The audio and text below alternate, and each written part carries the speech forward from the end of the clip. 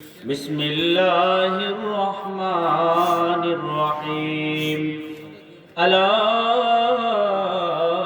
إن أولياء الله لا خوف عليهم ولا هم يحزنون صدق الله مولانا العظيم إن الله وملائكته يصلون على النبي يا أيها الذين آمنوا صلوا عليه وسلموا تسليما اللهم صل على سيدنا مولانا محمد وعلى آل سيدنا مولانا محمد اللهم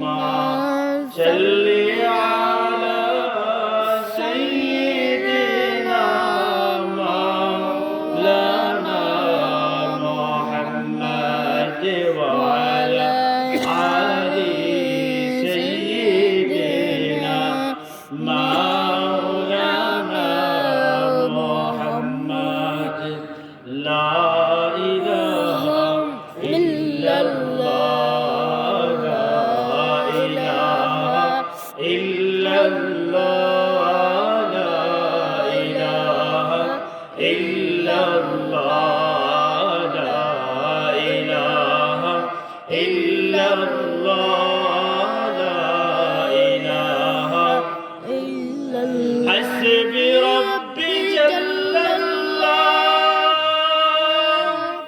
ما في قلبي غير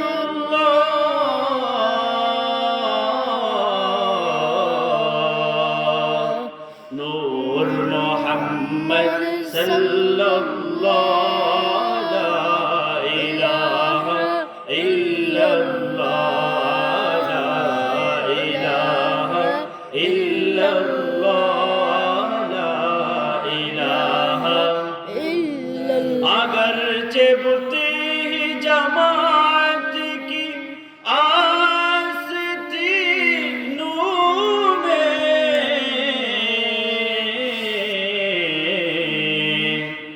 अगरचे बुती जमात की आस थी नूर में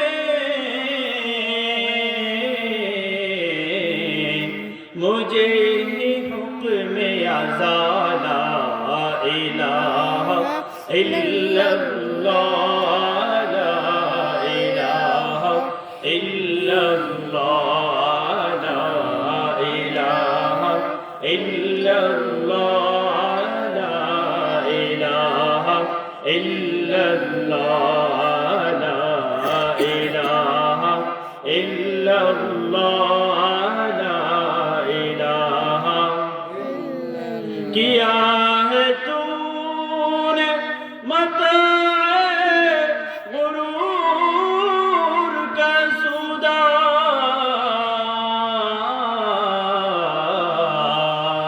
फरीब सूद ज़ियादा इलाहा इल्लल्लाह ला इलाहा इल्लल्लाह हक़ ला इलाहा इल्लल्लाह ला इलाहा ला इलाहा इल्लल्लाह मुहम्मदुर रसूलुल्लाह सल्लल्लाहु अलैहि वसल्लम बलगल उला बिजमालिहि कशफ الدجى بجماله حسنت جميع خصاله صلوا عليه وآله عشق محبوب खुदा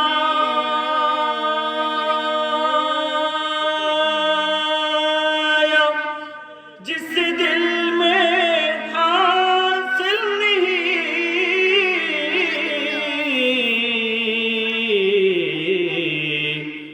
लाखों मोमिन हो मगर ईमान में कामिलिही बलगल उला बिकमालिही कशफत दुजा बिजमालिही हसनत जमीउ खिसालिही सल्लु अलैहि व आलिही नबी नबी कोरे আর কত কাল আমি কাটব নবী নবী করে আর কত কাল আমি কাটব নবী নবী করে আর কত কাল আমি কাটব আপন নয়নে কবে জানি আপন নয়নে কবে জানি প্রিয় নবীকে আমি দেখব নবী নবী করে আর কত কাল আমি কাটব নবী করে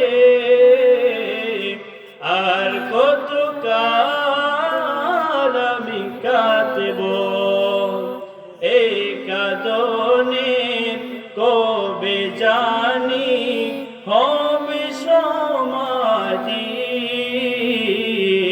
কেঁদে কেঁদে বুকের মাঝে হয়েছে নদী এই কাঁদনে কবে জানি হবে সমাধি কেঁদে কেঁদে বুকের মাঝে হয়েছে নদী সেই নদীটি কেঁদে বলে সেই নদীটি কেঁদে বলে সাগর বানাবো নবী নবী করে আর কত কাল আমি কাটব নবী নবী করে আর কত কাল আমি কাটব আপন নয়নে কবে জানি আপন নয়নে কবে জানি প্রিয় নবীকে আমি দেখব নবী নবী করে আর কত কাল আমি কাটব নবী নবী করে আর কত কাল আমি কাটব আলহামদুলিল্লাহ গোকুলনগর উত্তরপাড়া প্রবাসী ও এলাকাবাসীদের উদ্যোগে এবং কবরবাসীদের স্মরণের শেষ অধিবেশন আমি আপনাদের ঘরের মানুষ এই 10-15 মিনিট কিছু একটা কথা বলবো না বললে বলবেন যে আমাদের ঘরের মানুষ কথা বলছে না ঘরের মানুষের আবার দোষ দিবেন দোষ থেকে বাঁচবার লাগে 10-15 মিনিট লেগে বইছি আপনারা থাকবেন না ভাগবেন কথা বলে না আমার নিয়ে মনে হয় সকালবেলা আরে বাবারি হবিগঞ্জ যে হুজুর আইছে টান যে একটা দিছে হুজুর কিতাব কইছে মিটা তো কিতারি না এমন ভাবলি আছে না না বলেন শুনে শুনে দাদা নাতি বলে ওয়াজ শুনছে ওয়াজ শুই না বাড়ি যখন যায় একটা খাল পার হওয়া লাগে খাল যখন পার হইতে গেছে নাতি তো পেন ভিজাই যাচ্ছে দাদা যতই সামনে আগে আস্তে আস্তে গেরা মাল তো উপর ওড়াই যাচ্ছে কিরে নাতি কো দাদা সর্বনাশ হুজুরে না কইল আর উপর ওড়ান যাইব না চতর তোর কইব ফরজ তোর কইব দাদাই কয় তার হুজুরের ওয়াজ আমি খালে ওই ফারা রাখাইছি আপনারা কেন থয়ে যাবেন না দু একটা কথা লইয়া যাবেন আল্লাহ আমাদেরকে নিয়ে যাওয়ার তৌফিক দান করে সকলে বলে আমিন। অল্প সময় কিছু কথা বলবো। সর্বপ্রথম শেষ অধিবেশনে আমরা আবারও রবের শুকর আদায় করি উচ্চকণ্ঠে একবারে বলে আলহামদুলিল্লাহ। লক্ষ কোটি দরুদ এবং সালাম প্রিয় নবী সাল্লাল্লাহু আলাইহি সাল্লামের উপর সকলে পড়ে নিই সাল্লাল্লাহু আলাইহি ওয়াসাল্লাম। আমি আপনাদের সামনে যে আয়াত তেলাওয়াত করেছি, এই আয়াতের মধ্যে আল্লাহ তাআলা ওলিদের শান বর্ণনা করেছেন। চিল্লায়ে বলি সুবহানাল্লাহ, সুবহানাল্লাহ। ওলি হতে গেলে আমাদের কি লাগবে? আজকে একটা অল্প সময়ের ভিতরে মজার একটা আলোচনা করব। যদি থাকতে পারেন মজাও হবে ইনশাআল্লাহ, আবার চোখের পানিও আসতে পারে যদি দিল্লা নরম তাই। আগে বুঝেন আমাদের বর্তমান যে অবস্থা, একটা রোগী ডাক্তারের কাছে গেছে, গিয়ে বলে ডাক্তার সাহেব আমার সোহ সমস্যা, আবার মায়েও সমস্যা ঠান্ডা, আবার মুখেও গাও খাইতারি না, আবার চাবার দাঁতে ব্যথা করে, দাঁতেরও সমস্যা, আবার হাতেও সমস্যা, ভালো করে ক্যালারি নাই, কিডনিতে সমস্যা, গ্যাস্ট্রিকের সমস্যা, মানে 10-15টা সমস্যার কথা বলছে। ডাক্তারে কিরে এদি আমার পাগল বানাইলি বাসকা, ডাক্তার 12 বছর পরে এক পাগল হইছি, অনেক এমন একটা ক্রাইসিসের রোগী ভাইয়া আরেক পাগল হইতে যাইতাছি। তো এই ডাক্তারে এই এতগুলো রোগীরে কি চিকিৎসা করবে? আজকে আমাদের অবস্থা আমরা ওই পাগল রোগীর মতোই। আজকে আমরা গুনাহ এমন ভাবে করতেছি, সব দিক দিয়ে শুধু গুনাহ, আমাদের অন্তরটা নষ্ট হয়ে গেছে। এই জন্য যাদের এই শরীরের ভিতরে শরীরের প্রত্যেকটা অঙ্গ প্রত্যঙ্গ আমরা নষ্ট করে ফেলেছি, যদি আমরা আমাদের অঙ্গ প্রত্যঙ্গের একটা অঙ্গকে আমরা ঠিক রাখতে পারি, নবীজি হাদিসে বলেন তার পুরো অঙ্গটা, পুরো শরীর ভালো। আর যদি সে এই অঙ্গটাকে নষ্ট করে ফেলে, একটা অঙ্গকে নষ্ট করে ফেলে, তার পুরোটা শরীরই খারাপ। এটার নাম মারাফত। একটা জিনিস ঠিক থাকলে তার মারফত ঠিক আছে, তার অন্তর ঠিক আছে, সেই জিনিসটার নাম অন্তর। অন্তর যদি এক বাদশা ছিল লুকমানে হাকিম, এক বাদশা লুকমানে হাকিমকে বলতেছে, হে হাকিম, তুমি পণ্ডিত জ্ঞানী, দেশ বিদেশ সবাই জানে, তোমার পণ্ডিত জ্ঞানের একটা আমি পরীক্ষা করব। নেও একটা ছাগল দিলাম, এর মধ্যে ভালো যে গুস্তটা সেটা নিয়ে আসো। লুকমান হাকিম এটারে নিয়ে ছাগল জব কইরা ছাগলের কলিজা যেটা আছে সেটা পেশ করছে। পরের দিন আবার বলতেছে, হ্যাঁ বাদশা বলতেছে, হে লুকমান, আজকে তোমাকে বললাম এই ছাগলের সবচেয়ে নিকৃষ্ট খারাপ যে গুস্ত, সেই গুস্তটা নিয়ে আসলাম। লুকমান হাকিম আবারও এই কলব কলিজা দিলটা নিয়ে আসছে। বাদশা বলতেছে, এই লুকমান হাকিম, ভালো গুস্ত চাইলাম দিলা কলব, আবার খারাপ গোশত চাইলাম তাও দিলা কলব। লুকমান হাকিম বাদশাকে বলে, বাদশা, এটা এমন একটা গোশতের টুকরা, যদি এই গোশতের টুকরোটা ভালো হয়ে থাকে তাহলে একটা মানুষের, একটা পশুর সব অঙ্গ প্রত্যঙ্গ ভালো। আর যদি এই দিলটা খারাপ হয়ে যায় তাহলে অঙ্গ প্রত্যঙ্গ দেখতে শুনতে মানুষ হইলেও লোকটা নষ্ট হয়ে গেছে। ঠিক কিনা বলে? দেখবেন আমাদের সমাজে মাশাআল্লাহ পাঞ্জাবি টুপি পরে নেওয়ালা ফিটফাট লোকের অভাব নাই, কিন্তু ভিতরে দিয়ে অন্তর নষ্ট এমন সমাজের লোক আছে না? নাই? অন্তর মরে গেছে, অন্তর নষ্ট। নবীর ভাষায় তার পুরোটা শরীর নষ্ট, উপরে ফিটফাট হইলে কিন্তু ভিতরে তো সব সদর গাড় হয়ে গেছে। ঠিক কিনা বলে? আবার একটা মানুষ মজুরি, হ্যাঁ শার্ট প্যান্ট পরে, এত ফিটফাট না, এত মানে ভালো উন্নত না, কিন্তু তার দিলটা বড়, দিলটা অনেক ভালো, কথা কাজে ঠিক। নবী বলেন এই লোকটাই না ভালো একটা মানুষ। সুবহানাল্লাহ বলি।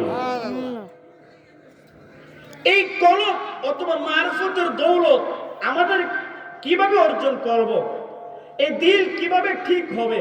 বাইজিদ বুস্তামিকে তার এক শাগরেদ বললেন, হে আমাদের শেখ বাইজিদ বুস্তামি, আপনি বলেন আমাদের এই দিল অথবা আমরা কি করলে আমরা মারিফত পাবো, মারিফতের সাগরে আমরা চলাচল করতে পারবো। শেখ বাইজিদ বুস্তামি রহমাতুল্লাহ আলাইহি তার শাগরেদকে 3টা নসিহত করেছিলেন। আঙ্গুল তুলে বলেন কই নসিহত? 3টা। কথা বলেন না দিলেন নাকি আমরা আমাদের রাগ করছেন? কি আমরা বাড়ির হুজুর দি বয়ান করে আমরা কথা কইতাম না, রাগ করছেন না? আঙ্গুল তুলে বলেন কয়টা? 3টা। আজকে 12 তারিখ না, আগামী মাসের 12 তারিখ তো সিল মারাবেন, সিল মারাবেন, হয়তো না হইব, আর সিললে বাড়াই দিব নগর টাউন যেতে না, বাসির পেপি হনিস টাউন জানা। মুহতারাম হাজিরিন, শেখ বাইজিদ বুস্তামি তার শাগরিদকে বলে, যদি তুমি 3 গুণ অর্জন করতে পারো তাহলে তুমি ইলমে মারফতের সাগরে তুমি হাবুডুবু খাইতে পারবা। সুবহানাল্লাহ বলি। সুবহানাল্লাহ। বলবো না সাইরা দিমু? বলেন যদি কোন দিলে 10-15 মিনিটের ভিতরে এই একটা আলোচনা, মূল আলোচনাটা কইরই দোয়া দিলাম ইনশাআল্লাহ। বলেন বাইজিদ বুস্তামি বলে 1 নাম্বার কাজ, তোমার ভিতরে মারফত হবে, তোমার কলব ঠিক হবে, নষ্ট দিলটা ঠিক হবে। 1 নাম্বার কাজ হলো তুমি তোমার জায়গা থেকে সব সময় তুমি মৃত্যুর কথা স্মরণ করবা। যার ভিতরে মৃত্যুর ভয় আছে রে ভাই, সে কখনো খারাপ কাজ করতে পারে না। মানুষের বাড়িতে সে কাটা দিতে পারে না, মানুষের দরজা বন্ধ করতে পারে না, রাস্তা বন্ধ করতে পারে না। যার ভিতরে আল্লাহর ভয় আছে সে কখনো গরিব মানুষকে তুচ্ছ তাচ্ছিল্য করতে পারে না। ঠিক কিনা বলে? যার ভিতরে মৃত্যুর ভয় আছে রে ভাই, সে কখনো 2 নাম্বারি করতে পারে না। গুনার কাজে যাইবে কিন্তু তারপর করে মনে হবে আমাকে তো একদিন মরতে হবে, মালিকের দরবারে তো আমাকে হিসাব দিতে হবে। পৃথিবীর একজন বাদশা ছিল হযরত হারুনুর রশিদ। সেই বাদশার যুগে একজন পাগলা ছিল, বাহলুল পাগলা। বাহলুল পাগলা এতই পাগলামি করতো, বাদশা হারুনুর রশিদ পাগলাকে একটা লাঠি দিছে, এই পাগলা তোমার চাইতে যদি বড় কোনো পাগল পাও তাহলে এই লাঠি তুমি হাদিয়া দিবা। কয়েকদিন পর এলান হইছে বাদশা মহোদয় মুমূর্ষু অবস্থায় যাবে বাপ। সবাই দেখা করে, পাগলাও গেছে, গিয়া বলে বাদশা আপনি বলে যাবেন গিয়া বাপ, মুমূর্ষু বলে উঠে গেছেন গিয়া। হ্যাঁ। আচ্ছা বাদশা আপনি যে দেশে যাইবেন আর কি আইবেন? না। তো যেন যাইবেন কি বাড়ি একটা বানাইছেন? আপনি তো দেশে এক দেশে তার এক দেশে গেলে একটা বাড়ি বানাইলেন। বাংলাদেশের প্রধানমন্ত্রী যদি ইন্ডিয়া যায়, ইন্ডিয়ার বাড়ি ঘর ঠিকঠাক রাখবে কি রাখবে না? অথবা বাংলাদেশের প্রধানমন্ত্রী সিলেটে যদি 1 সপ্তাহ লেগে যা, আগে ভাগে ঘর বাড়ি সব ঠিকঠাক থাকবো কি থাকবে না? বাংলা কয় বাদশা আপনি তো যাইবেন আর তো আইতেন না, বাড়ি বানাইছেন নি? না। তো আপনি তো যদি কোনো জায়গায় যান খাবার পাঠান, খাবার ঠিকঠাক রাখেন, বাদশাহী খাবার বানাইছেন নি? না। আপনি যে জায়গায় যান আগে দেহরক্ষী পাঠান, আপনার নিরাপত্তা নিশ্চিত করেন। যে দেশে যাবেন সেই দেশে কি আপনার নিরাপত্তা নিশ্চিত করেছেন? তাই না। পাগলায় কয় ধরেন আপনার লাঠি আপনিই ধরেন। আমি ভাবছিলাম এই দেশের মধ্যে আমি মনে সবচেয়ে বড় ব্যাককল, কিন্তু আমি দেখি আমার চেয়ে বড় ব্যাককল হলেন আপনি। যেই প্রধানমন্ত্রী হইয়া তার যেই দেশে যাবে সেই দেশ থেকে কখনো ফিরবে না, সেই দেশে সে বাড়ি তৈরি করে নাই, খাবার তৈরি করে নাই, সৈন্যবাহিনী নিরাপত্তা রক্ষী তৈরি করে নাই, তার চেয়ে বড় ব্যাককল আর হইতে পারে না। মোহতারাম হাজিরিন, এই দুনিয়ার কোনো থাকবার জায়গা নয়, যে কোনো মুহূর্তে চলে যাব রে বাবা। আমার সাথে আমার দ্বন্দ্বলতে যাবে না, টাকা পয়সা অর্থ বাহাদুরি যাবে না, গোষ্ঠীর মানুষ যাবে না, আমাকে শুধু মাটিতেই রাইখে চলে আসবে। এই যে এই পৃথিবীতে 4 জন বাদশা ছিল, যে 4 জন বাদশা পুরা পৃথিবী শাসন করেছে। 2 জন মুসলমান, 2 জন হলো ভিন্ন ধর্মে কাফের। মুসলমানদের মধ্যে একজন হলো সুলাইমান পয়গম্বর, আরেকজন হলো জুলকারনাইন বাদশা, যাকে সিকান্দার বাদশা বলে। 2 জন কাফের, একজন হলো ফেরাউন, আরেকজন হলো বুখতেনসর। জুলকারনাইন বাদশা এই সিকান্দার বাদশা মৃত্যুর পূর্ব মুহূর্তে মন্ত্রী পরিসভার মধ্যে সবাইকে বলতেছে, এরে আমার মন্ত্রীর লোকেরা, আমি যদি মারা যাই তাহলে আমার খাটিয়াটা ধরবে হলো দেশের যত হাকিম ডাক্তার আছে, বড় বড় ডাক্তার, তারা আমার খাটিয়া ধরবে।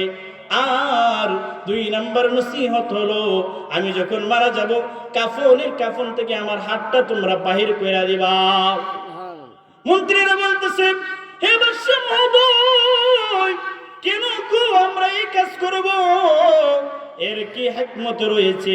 বাদশা বলে, আমি আমার খাটিয়ার নিচে বড় বড় ডাক্তারকে এই জন্য রাখবো, আমি বুঝাইতে চাইবো ডাক্তার চাইলেই ভালো করতে পারে না, ডাক্তার চাইলেই একটা মানুষকে সুস্থ রাখতে পারে না, ডাক্তার চাইলে একটা মানুষকে হায়াত দিতে পারে না। এই যে দেখো আমি বাদশা সিকান্দার, এই तमाम পৃথিবীর বাদশা, আজকে আমি সাদা কাপড়ে মোড়াই গেছি, আজকে আমি কবর পথের যাত্রী হয়ে গেছি। হাজার হাজার ডাক্তার আমার চিকিৎসা করেছে, কিন্তু দেখো আজকে ডাক্তারগুলো ব্যর্থ হয়েছে, এই জন্য ডাক্তাররা আমার কবরে নিয়ে যাইতেছে। 2 নাম্বার করো, আমার হাত বাহিরে রাখবা, আমার খালি হাতটা সমাজের মানুষ দেখবে, দেশের মানুষ দেখবে। এই জন্য যে দেশের মানুষ জানবে যে বাদশা সিকান্দর পুরো পৃথিবীর বাদশা ছিল, অর্থকরীর দিক দিয়ে কোনো কম ছিল না। কিন্তু আজকে যখন কবর দেশে যায়, খালি হাতে যায়, তার হাতে কিছুই নাই, ঠিক কিনা বলেন? আমার মরণের কতদিন বাকি আমি জানিলাম না গো আল্লাহ, মরণের কতদিন বাকি, আমার মরণের কতদিন বাকি আমি জানিলাম না গো আল্লাহ, মরণের কতদিন বাকি। আর আজরাইল আসিয়া যখন হস্তে দিবাই তোরি, তখন আমার মনাবাই করবাই লোকালোকি আমি জানিলাম না গো আল্লাহ, মরণের কতদিন বাকি, আমার মরণের কতদিন বাকি আমি জানিলাম না গো আল্লাহ, মরণের কতদিন বাকি। এ আমার চোখের সামনে আমার মা চলে যায়, আমার বাবা কবর দেশে চলে যায়, আজ পর্যন্ত তারা তো ফিরে আসে না। এলাকার মাতব্বররা, কত জনসম্পদশালীরা, কয়েকদিন আগেও আমার দেশের সাবেক প্রধানমন্ত্রী চলে গেছে রে বাবা, আর কোনোদিন এই সমস্ত ক্ষমতাধররা আর আসবে না। এটাই দুনিয়ার নিয়ম, আমাকেও যেতে হবে।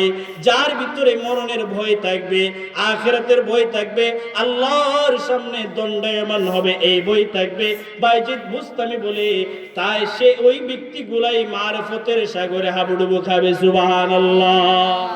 তাড়াতাড়ি করতেছি কারণ বেশি লম্বা করে নিলে আবার কবে কি রে আমরা হুজুর দি ফারা না আবার অনেক কথা কয়ে লাইছি। আমি ছোট মানুষ, এই ওয়াজের লাইন এত বড় না, এই জন্য আস্তে আস্তে কইতেছে আর একটু হালকা পাতলা, তাড়াতাড়ি সাতটায় পার হয়ে যেতেছি গা, কোনো মতে শেষ করে লইলে শেষ, এই জন্য তাড়াহুড়া করতেছি। তাহলে 1 নম্বর কাজ মৃত্যুর ভয়, 1 নম্বর কাজ কি? মৃত্যুর ভয়। 2 নম্বর শর্টকাটে কোন ভাইজি বুঝতে আমি বলি, 2 নম্বর কাজ হলো, একটা মানুষ যদি তার মা বাবার খেদমত করে, যে সন্তান মা বাবার খেদমত করবে সেই সন্তান মানুষের মতো মানুষ হবে, তার দিলের মধ্যে আত্মিক শান্তি পাবে, ওই মানুষগুলা মারফতের সাগরে হাবুডুবু খাবে। সুবহানাল্লাহ। এরে ভাই, এই ভাই, আমাদের মা আমাদের জন্য কত কষ্ট করে। দুনিয়ার মানুষ যদি আমার প্রতি, একটা মানুষ আমাদের জন্য আরেকটা মানুষ স্বার্থ ছাড়া কোনো কাজ করে না, কিন্তু আমাদের মা এমন একটা মা, যে মা আমাদের জন্য স্বার্থ ছাড়া কাজ করে। মা সন্তানের কাছে কিছু চাই না, কিন্তু সন্তানের জন্য দোয়া করে। যাদের মা বাবা আছে যুবক ভাই, তোমরা বুঝবা, যারা মা বাবা হারাইছে তারা বুঝে মায়ের কি কদর। এ মা সন্তানের জন্য বিনা স্বার্থে দোয়া করে। নবী বলেন, এই দুনিয়ার মধ্যে 3 ব্যক্তিদের দোয়া কোনো মিস হয় না, তোর মধ্যে একটা দোয়া হলো মা বাবা কর্তৃক সন্তানের প্রতি দোয়া। সুবহানাল্লাহ বলি।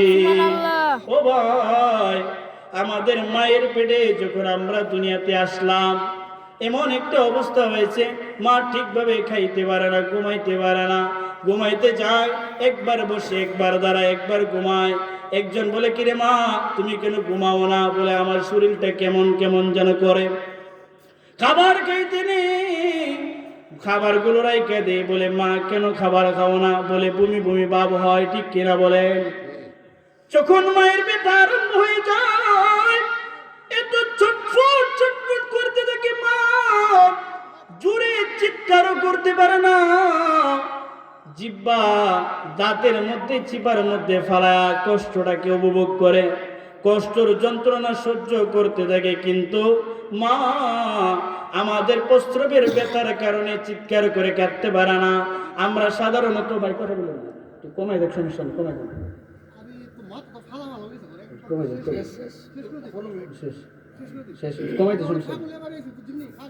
আচ্ছা, মা এত ব্যথা সহ্য করে,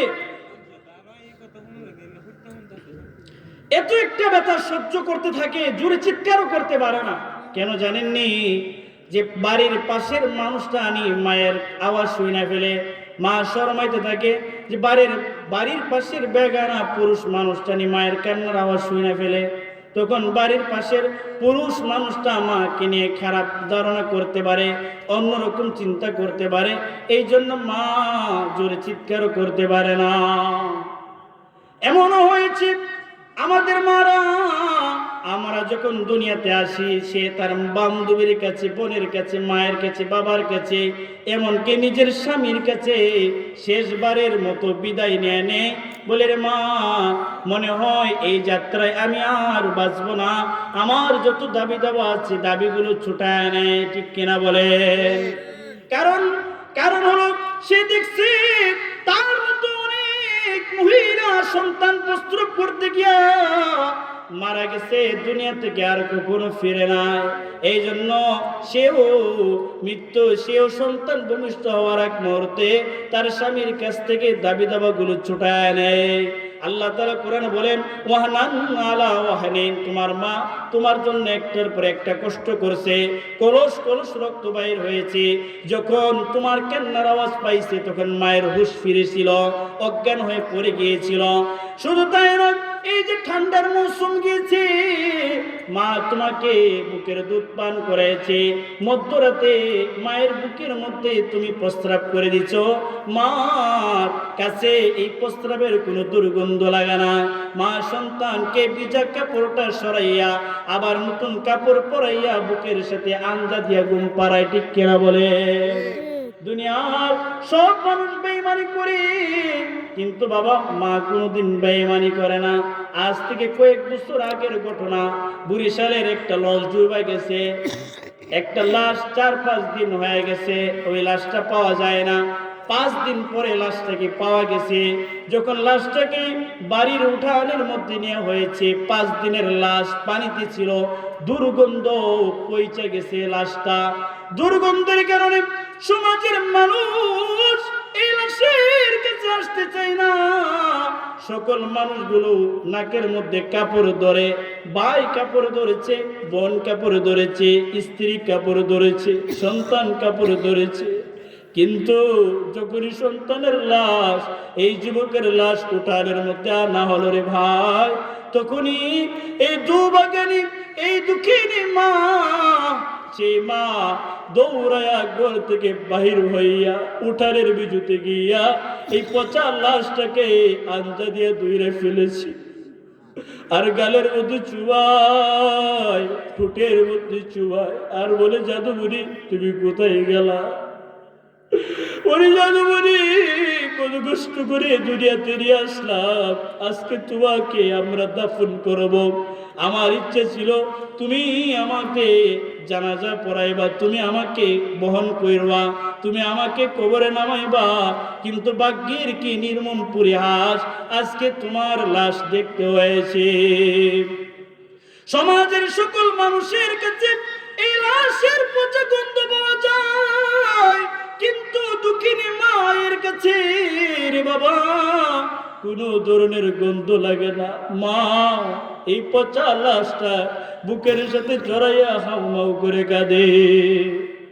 10 মাসে 10 দিন গর্ভে ধরিয়া করেছেন আমাদের ঋণী, গায়ের চামড়া কাটিয়া দিলেও, গায়ের চামড়া কাটিয়া দিলেও সেই ঋণ শুধু হবে না জানি। মা দুঃখিনী মা,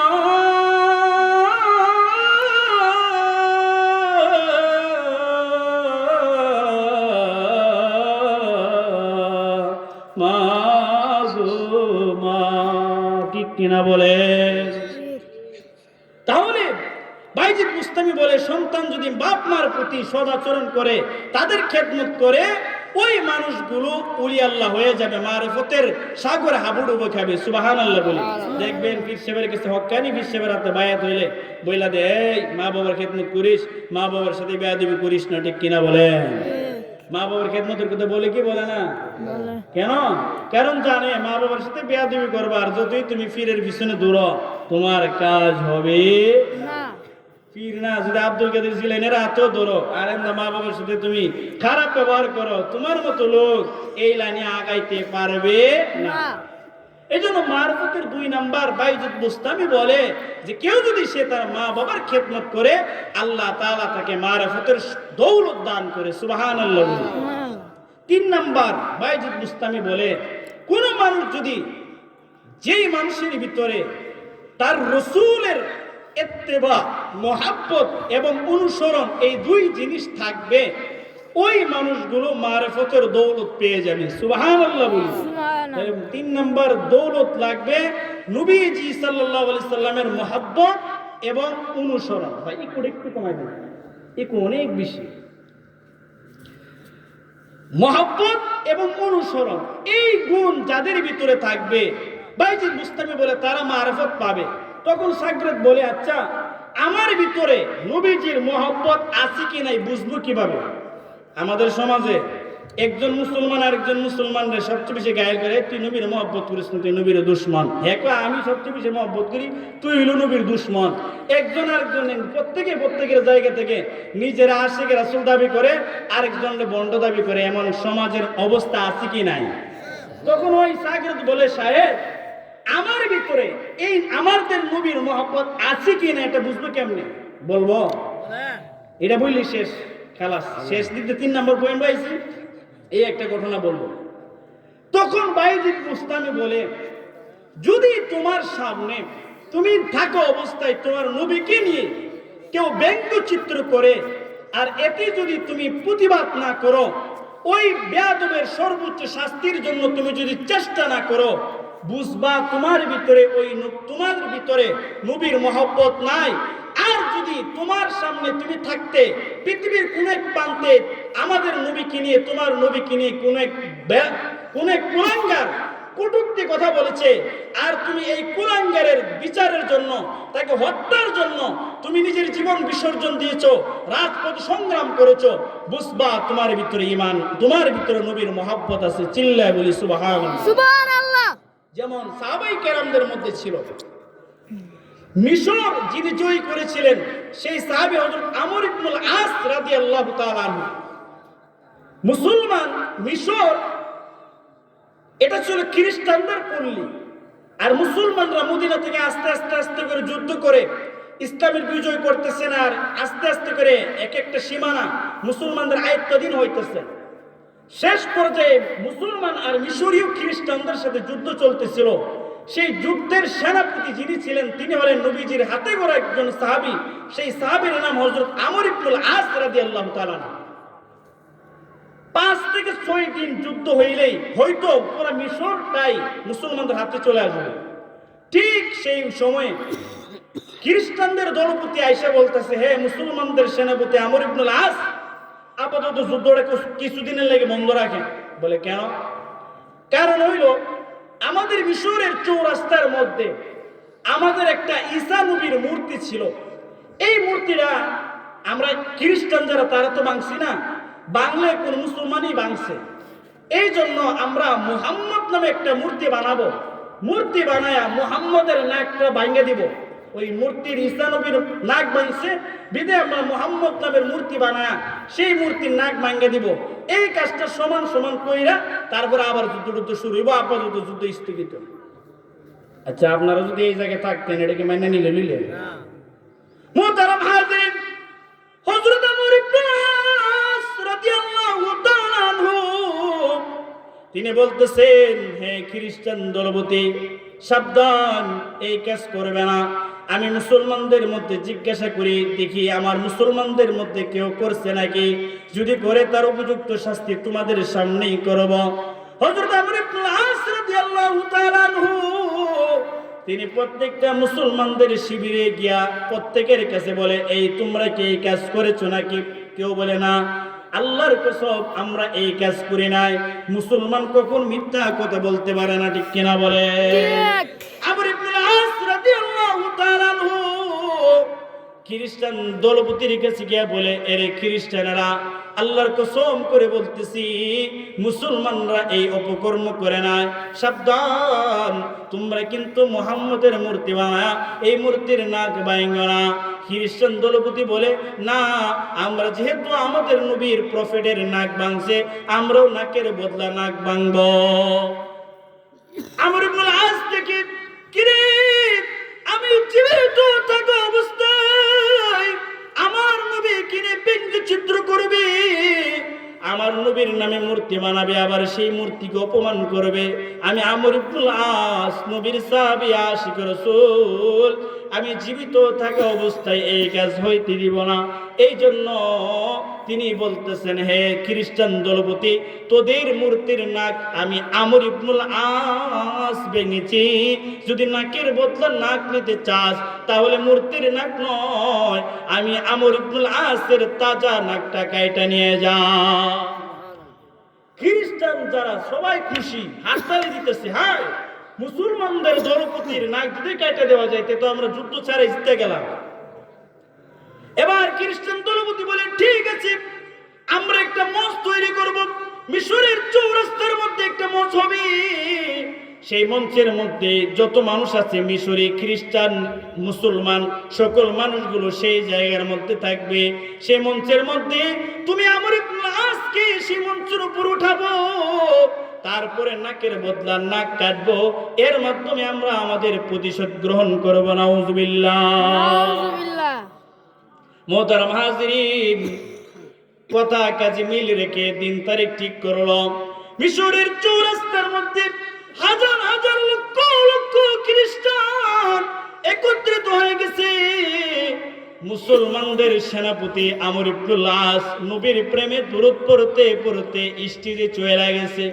মুসলমানরা কাঁদতেছে, আয় রে, আমাদের সেনাপতিকে যদি এইভাবে নাক কেটে দেওয়া হয় তাহলে আমরা তো বিনা যুদ্ধে হেরে যাব। মুসলমানরা চোখের পানি, চোখের মধ্যে পানি। খ্রিস্টান কাফেররা তাদের মুখের মধ্যে হাসি। তারা ভাবতেছে, মুসলমান সেনাপতিকে যদি নাক কাইটা দেওয়া যায় আমরা তো বিনা যুদ্ধে বিজয় লাভ করব। খ্রিস্টান খুশি, মুসলমানরা কান্দে।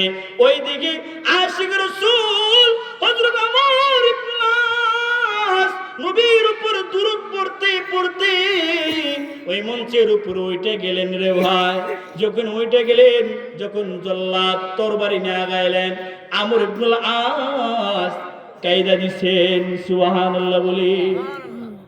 খ্রিস্টান নেতা বলে, হে আমর ইবনে আস, বুঝছি তুমি নাকের মায়া কাঁদতেছো, বুঝছি তুমি নাকের মায়া কাঁদো। আমর ইবনে আস বলে, এরে বেঈমান, নাকের মায়াই কাঁদি না, আমি কাঁদতেছি আজকে তোদের মূর্তির নাক ভাঙছে, এই জন্য আমার নাক কাটবে। আমি কাঁদতেছি যদি আজকে তোদের মূর্তির কল্লাটাকেও ফালাই দিত আর আমি আমার নবীর সম্মানের জন্য নিজের কল্লাটা দিতে পারতাম, ময়দানে মাহশরে নবীজির সামনে আমি শহীদ হইয়া নবীজির সামনে দাঁড়াইতাম আর বলতাম, নবী গো, আপনার সম্মানের জন্য আপনারা